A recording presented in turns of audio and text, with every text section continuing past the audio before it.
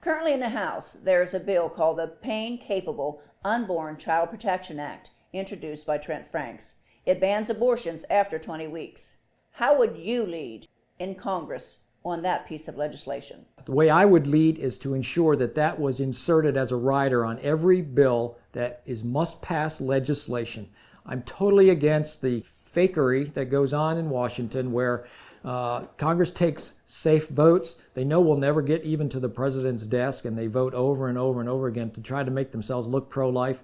What we need to do is have congressmen and congresswomen who are willing to stand together and ensure that these types of steps forward, like the 20-week pain capable, is inserted and included in amendments and as riders to every bill that's going to be showing up on the president's desk.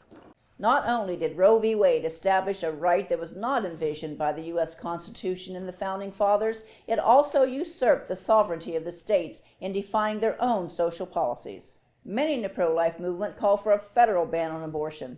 Is there a contradiction here? And if so, how would you resolve it? Let me start with the fact that Roe v. Wade, I believe, was improperly decided. It created rights out of whole cloth, not out of the Constitution.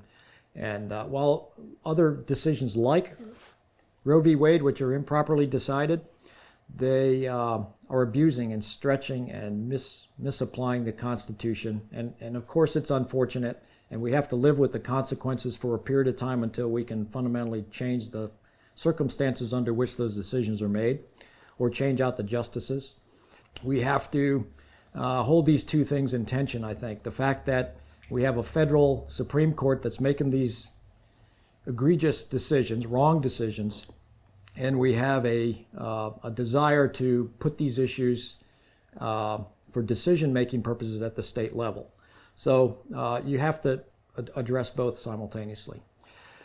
My view is that there's a social problem here. We have groups that are profiting from this. It's a business for them.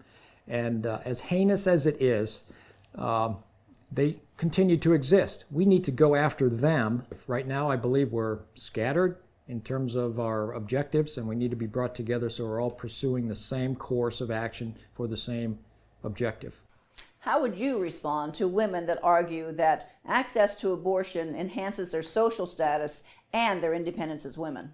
Sexuality is a gift from God, and women's ability to produce children in the image of God is an extraordinarily precious gift.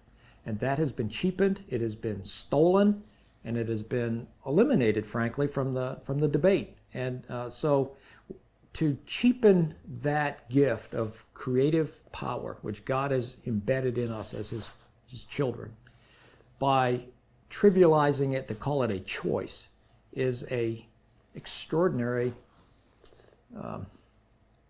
abuse of the truth. It's twisting the truth. It's a deception. It's a lie that has to be exposed. I would like to be one of those who exposes it. Your opponent's strategy was to separate Planned Parenthood funding and Obamacare funding from the omnibus bill. What do you think of that strategy? It's not a fight. It's a shadow boxing. It's typical congressional misrepresentation of what they're really doing. I was appalled by that, frankly, but not surprised in the sense that it's business as usual. They talk one thing and they do another. And this is straight out of that playbook. And I would be one who would stand up and call them on it publicly. My own party is abandoning the cause. They're faking it. And they need to be called on it, and I'm ready to do that. In the fall of last year, your opponent declined to shut down the government to defund Planned Parenthood. How far will you go to protect the right to life?